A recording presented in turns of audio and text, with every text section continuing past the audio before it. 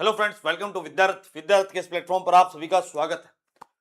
आज एक एडीए को लेकर बहुत सारी बातें मार्केट में फैल गई हैं दोबारा से।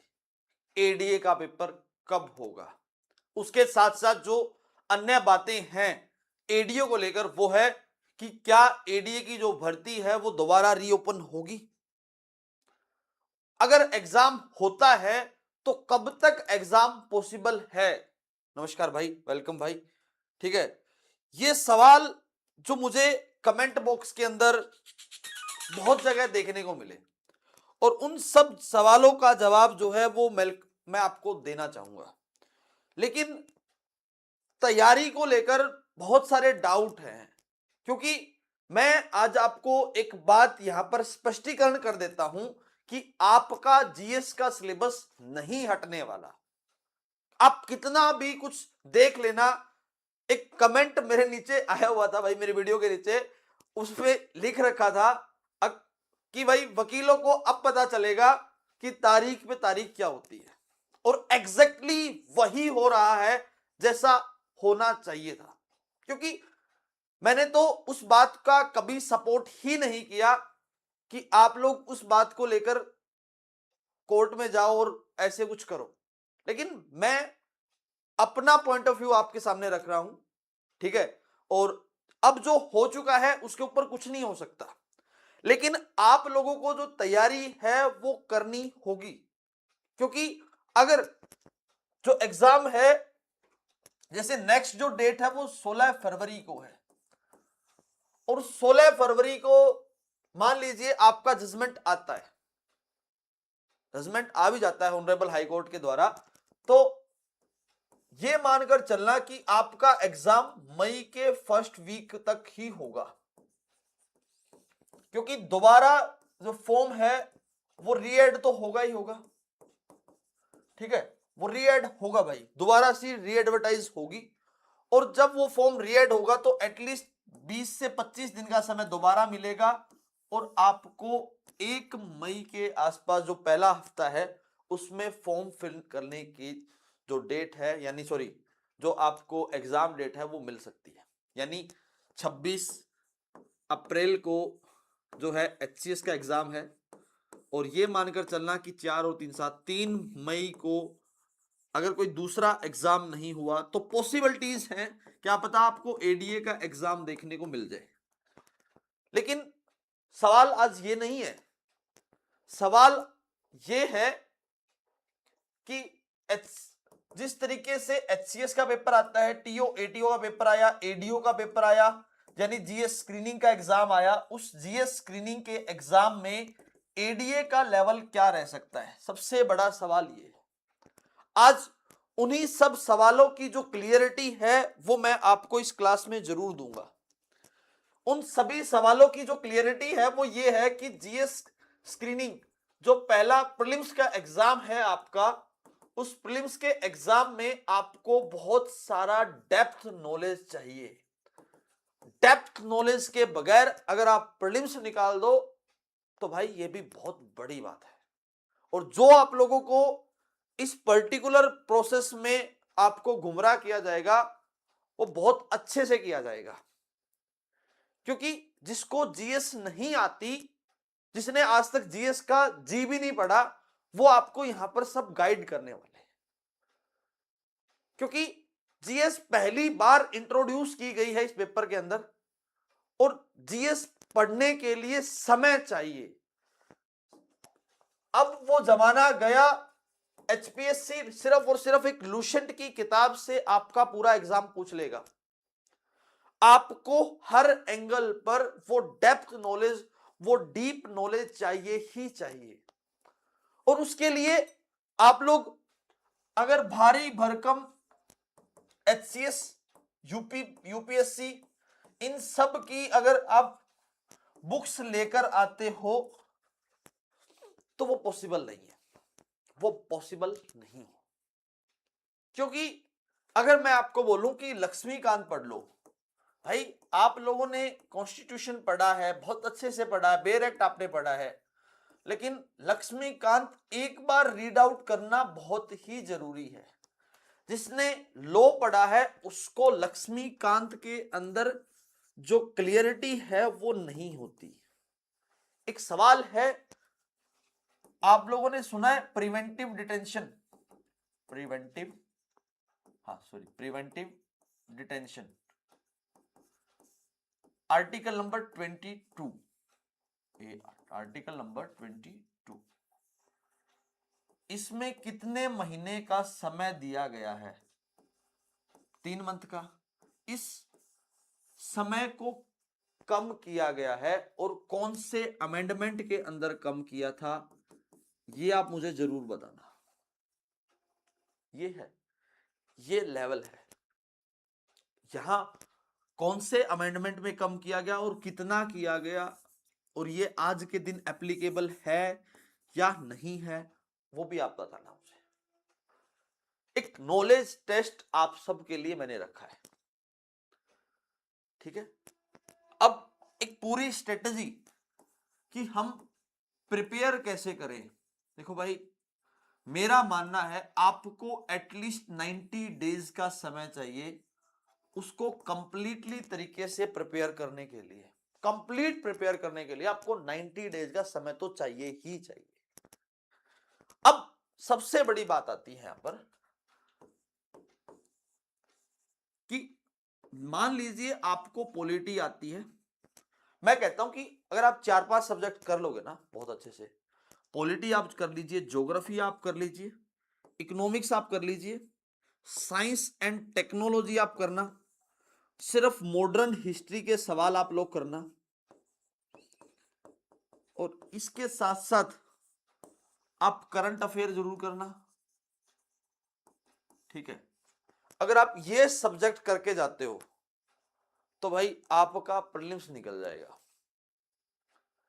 इतनी बड़ी बात नहीं है कि आपका प्रीलिम्स ना निकले। प्रीलिम्स निकालना बहुत चुटकियों का खेल है भाई, सिर्फ आपको स्ट्रेटजी और तरीके पता होने चाहिए। अगर आप इसके साथ हरियाणा जीके और कर लेते हो, उसका रिवीजन कर लेते हो, तो ये मानकर चलना कि डेफिनेटली आपका प्रीलिम्स निकल गया, कोई आपका प्रीलिम्स रोकने वाला नहीं। क्लियर भाई?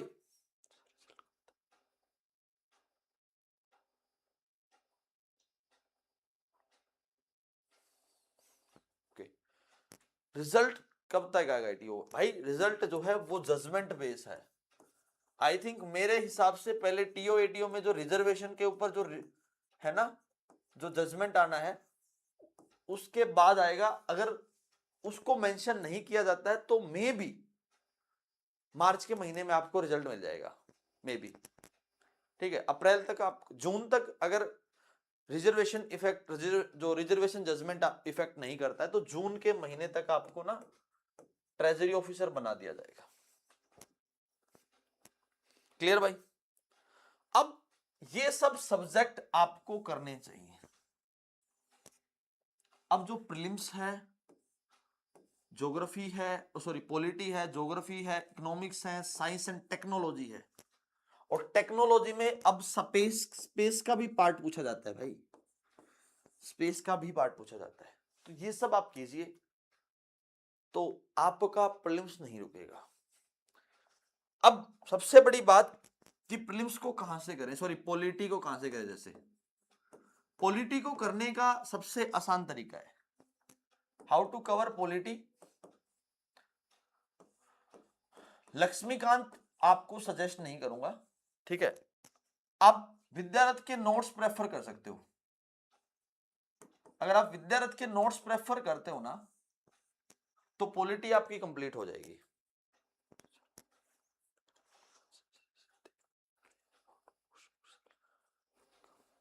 भाई विद्यारथ के साथ जुड़े रहिए, डेफिनेटली आपसे कहता हूं कि आपका कॉन्फिडेंस लो नहीं होगा, आई एम श्योर। लेकिन जब आप लोग विद्यारथ से भरोसा उठा लेते हो तब ये चीजें प्रॉब्लम आपको फेस करनी पड़ती है। आज तक जिसने भी विद्यारथ पर भरोसा किया है उसको प्रॉब्लम नहीं हुई है। क्लियर भाई? डेफिनेटली कहता हूं, जहां जरूरत पड़े विद्यारथ के नीचे कमेंट कर दीजिए कि मुझे यहां पर प्रॉब्लम है, विद्यारथ आपकी प्रॉब्लम का सॉल्यूशन जरूर देगा, ठीक है। विद्यारथ के नोट्स प्रेफर कर सकते हो, या फिर किसी भी इंस्टीट्यूट के अगर आपको वन लाइनर के हिसाब से मिल जाते हैं ना, वन लाइनर, या फिर आपको शॉर्ट नोट्स मिल जाते हैं, किसी ने बना रखे हो वो शॉर्ट नोट्स आपको मिल जाते हैं, तो वो शॉर्ट नोट्स कर लीजिए, मोर देन सफिशिएंट है, मोर देन सफिशिएंट है। Same as it is geography के अंदर 11वीं क्लास की एनसीईआरटी को रीड आउट कर लो, और इसके साथ लुसेंट का जो कुछ पार्ट है जिसमें फैक्चुअल डाटा है, फैक्चुअल डाटा, वो आप एक बार रीड आउट कर ले लो। इकोनॉमिक्स के लिए, इकोनॉमिक्स के लिए कुछ नहीं करना, कुछ भी नहीं करना इकोनॉमिक्स के लिए, सिर्फ और सिर्फ इकोनॉमिक्स के लिए जो कंसेप्ट क्लियरिटी है ना, वो आपकी होनी चाहिए। विद्यारथ सिर्फ मात्र 999 यानी 1000 रुपए में 5 क्लासेस के अंदर, 5 क्लासेस के अंदर आपको पूरी इकोनॉमिक्स करवा कर देगा। ठीक है, 12 से 15 घंटे की इकोनॉमिक्स है, अगर आप वो कर सकते हो तो दी बेस्ट है भाई। 9053117353, इससे आप हमसे संपर्क साध सकते हो। क्लियर? हेलो भाई रिया शर्मा, कैसे हो? देन उसके बाद science and technology, science and technology के हमारे अगर आप नोट्स कर लेते हो, हमारी सिर्फ और सिर्फ वीडियो कर लेते हो, तो एक भी सवाल नहीं छूटता वहां से। हाँ, अगर आपको लगता है कि नहीं हमें नोट्स नहीं चाहिए, हमें कुछ नहीं चाहिए, हमें सिर्फ आप मटेरियल बता दो, तो आप ये एनसीईआरटी कर लो। ठीक है, 6 से लेकर 10 तक की एनसीईआरटी आप कर लो, उसके साथ जो लुसेंट का कुछ मटेरियल है वो आप पढ़ लो, मोर देन सफिशिएंट है। अगर आप क्लास लेना चाहते हो तो same as it is 12 class है भाई। ठीक है, लेकिन उनकी फीस जो है वो ये रहेगी, क्योंकि कुछ जो डाटा है, हाँ हाँ इनफ है भाई, इनफ है। ठीक है, और इसके साथ जो है economics, science and technology, and then आता है उसके बाद मॉडर्न हिस्ट्री। मॉडर्न हिस्ट्री के ना यूट्यूब से लेक्चर कर लो, एक आइडिया ले लो बस। ठीक है, देन उसके बाद स्पेक्ट्रम पढ़ लेना, या फिर बिपिन चंद्रा पढ़ लेना। बिपिन चंद्रा पढ़ोगे तो बेटर रहेगा, स्पेक्ट्रम बहुत बड़ी है, वो आपके लिए सही नहीं रहेगी, लेकिन आप कर सकते हो।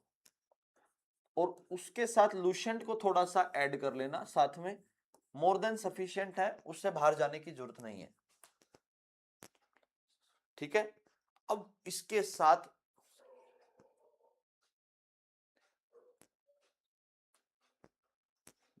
नहीं, इसी मंथ में बिल्कुल बहुत कम चांस है, इस मंथ में बहुत कम चांस है। अब रही बात करंट अफेयर की, जो विद्यारथ करंट अफेयर करवाता है वो करके चले जाना, आपका नहीं रुकेगा एडी का पेपर। देन हरियाणा जीके, हरियाणा जीके की भाई know your state, know your state एक बुक आती है, इसको कर लो बस। नो योर स्टेट एक बुक आती है, इसको कर लीजिए, कोई जरूरत नहीं है कुछ भी करने की। अब इन सब को कैसे करें? सब्जेक्ट वाइज शुरू कीजिए, पहले पॉलिटी कीजिए, देन ज्योग्राफी, फिर economics, science and technology, modern history, Haryana GK and current affair. इसके अलावा कुछ भी करने की जरूरत आपको नहीं पड़ेगी। सिंपल सा एक ऐसा तरीका है जो आपको प्रिपरेशन पर लेकर जाएगा। मैं यहां पर एक चीज आपको बताना चाहूंगा, आप लोगों को अभी भी लग रहा होगा कि एडीए के अंदर लॉ का सिलेबस ही आएगा, लेकिन आप लोग इस बात को मत भूलना कि एडीए के अंदर जीएस का सिलेबस का एज इट इज रोल रहेगा।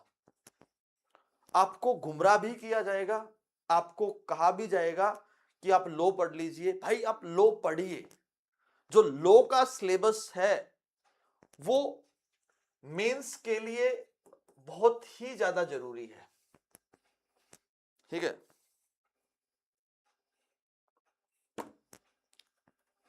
और जो कंपटीशन है ना, आप लोगों को इस तरीके से गुमराह किया जाएगा ना, आप लोग सोचोगे कि भाई पता नहीं क्या है, क्या आराम से कर लेंगे। आप लोग अगर इस बात का वेट कर रहे हो आज के दिन भी, जजमेंट आने के बाद हम लोग पढ़ेंगे, डेट अनाउंस होने के बाद हम लोग पढ़ेंगे, तो आई एम श्योर कि आपका सिलेक्शन तो नहीं हो पाएगा। और उसका रीजन बता देता हूं कि कभी कोई ये सोचे कि विद्यारथ आपको डिमोटिवेट कर रहा है, मैं किसी को डिमोटिवेट नहीं कर रहा। उसका रीजन क्या है वो बता देता हूं, क्योंकि जो पर्टिकुलर सिलेबस है वो टाइम मांगता है। यानी अब मैंने जितने भी आपको सब्जेक्ट बताए, उन सब्जेक्ट को कवर करने के लिए आपको 90 डेज चाहिए ही चाहिए। उसके अलावा सॉल्यूशन ही नहीं है भाई, कोई सॉल्यूशन नहीं है। मैं आपको सॉल्यूशन बताऊं, है ही नहीं भाई। 90 दिन चाहिए ही चाहिए। अगर आप रोज 4 से 5 घंटे अगर पढ़ते हो तो उसके लिए 90 दिन का समय चाहिए ही चाहिए। अगर आप उन सभी 90 डेज में, 90 डेज में अगर आप वो सिलेबस कवर अप करके एक बार रिवाइज कर लेते हो, तो फिर आपका कोई प्रीलिम्स रोक कर दिखा दे तो ये भी बहुत बड़ी बात है।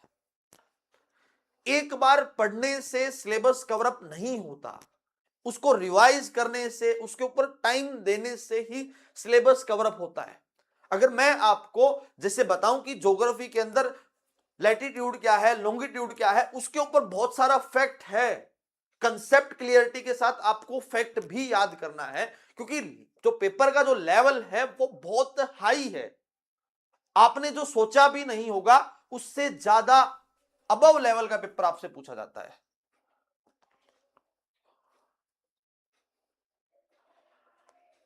क्लियर? और ये जो चीजें हैं वो मैटर करती हैं। और सब कुछ बताने के बाद भी अगर आपके दिमाग में ये चीजें चल रही हैं कि नहीं, जब तक जजमेंट कंप्लीटली तरीके से नहीं आता, जब तक मैं जीएस को नहीं पढ़ूंगा, this is totally wrong decision. बहुत गलत डिसीजन है आप सबका। क्योंकि आप लोगों ने देखा होगा, आप लोग इस आज भी इस उम्मीद में बैठे थे कि हमारे पक्ष में कोई पर्टिकुलर लॉ के पक्ष में कोई डिसीजन आएगा। अगर भाई एचपीएससी को डिसीजन देना होता तो वो डबल बेंच में क्यों जाते? आप उस बात को भी समझिए। तो लोग कमेंट करके कमेंट बाजी मेरे ऊपर करके गए थे ना, गायबाज। क्यों गायब हैं? क्योंकि उनको पता है कि आप लोगों ने गलती कर रखी है और हम आपके पास आज भी अवेलेबल हैं, क्योंकि जो बात हमने पहले दिन से कही थी आज हम उस बात पर अडिग हैं। सेम एज इट इज जो पैटर्न हमने फॉलो किया था कि लो जो है वो बहुत कम चांस है ऐड होने के, जो पर्टिकुलर जीएस का सिलेबस है उसके चांस बहुत ज्यादा है। अगर 1% एचपीएससी के अंदर अगर मैं मानता हूं कि 1% कोई चांस बनता भी है, तो एज इट इज सामने से रख के, पूरा सिलेबस सामने से रखा और नीचे लो ऐड कर दिया जाएगा और उसमें लिखा जाएगा सिविल एंड क्रिमिनल लॉज। और आप सबको पता है कि हरियाणा कभी भी ये नहीं बताता कि कौन से पोर्शन से कितने क्वेश्चन आएंगे, और उस पोर्शंस में अब सिविल एंड क्रिमिनल लॉज के क्वेश्चन 10 आए, 20 आए, it's totally depends on HPSC, not on you, not on any high courts. तो ये एक पूरा प्रोसीजर मैंने आपको बताया है और इन सब में विद्यारथ आपको सपोर्ट करेगा। जो आपने सोचा भी नहीं होगा उस एंगल पर हम आपको सपोर्ट करने के लिए आए। हम उस कोचिंग माफिया से बाहर निकालकर आपको प्रॉपर जो तैयारी हो सकती है, जो डेडिकेटेड तरीके से तैयारी हो सकती है उसके ऊपर आज तक हमने काम किया है और आगे भी करते रहेंगे, क्योंकि जो हमने असिस्टेंट प्रोफेसर के अंदर बताया, जो हमने टीओ एटीओ के अंदर बताया, एडीओ के अंदर बताया, और अब बारी थी एचसीएस की, और एचसीएस के साथ आप लोग भी अलाइंड हो, तो एचसीएस के साथ अगर आप एडीए को प्रिपेयर टारगेट कर रहे हो तो आपकी एचसीएस की भी तैयारी हो रही है। आज सेम एज इट इज जो एचसीएस का पेपर होगा सेम आपका भी होगा, समझ रहे हो? तो तैयारी करने का समय आ चुका है। अगर आप लोग हमारे साथ जुड़कर तैयारी करना चाहते हो तो हमारा रिकॉर्डिंग बैच जो टारगेटेड टू एडीए था वो भी ले सकते हो, ठीक है, या फिर जो हमारा लाइव बैच चल रहा है आप उसके अंदर भी एनरोल करवा सकते हो, ठीक है। यही हमारा पर्टिकुलर नंबर रहेगा, आपको ज्वाइन करना है तो आप हमारे साथ जुड़ सकते हो, राइट भाई।